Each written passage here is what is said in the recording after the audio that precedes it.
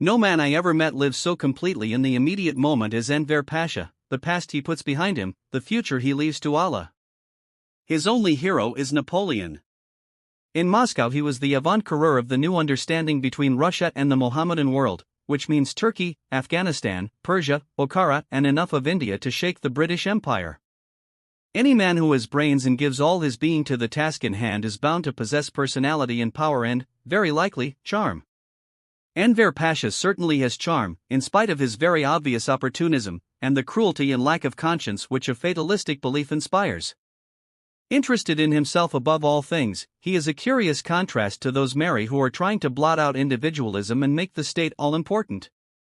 As far as there was any social life in Moscow, Enver was, for the nonce, the social lion.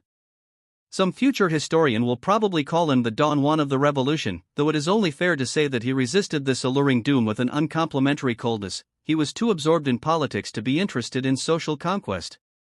The real reason for the shower of attention bestowed on him by the ladies of Moscow was the natural reaction of those ladies to a life almost unendurably monotonous and difficult. There was something very pitiful about the way actresses smiled at Enver across the footlights and unearthed old pictures of him in his elaborate war minister regalia, when he still wore the Kaiser mustache, the gold braid and numerous medals. One evening we went to the dressing room of a prima donna where we were invited for tea during an intermission. Enver sat stiffly in his chair, refusing to talk, but his uncle, Halil Pasha, the former commander of the Mesopotamian and Caucasian fronts, caused much merriment by fighting a sham duel with wooden swords. His opponent was a singer dressed as a medieval knight. Besides the actresses, several of the old aristocracy were gracious to Enver, and even the pretty wife of a commissar attached to the Foreign Office wrote him what would have been considered an intriguing note, in another time and place. She offered to teach him Russian if he would teach her El Wrench, and he replied curtly that he was not a professor. But Enver was not always over-serious and unbending. In a certain small circle of friends he was quite otherwise.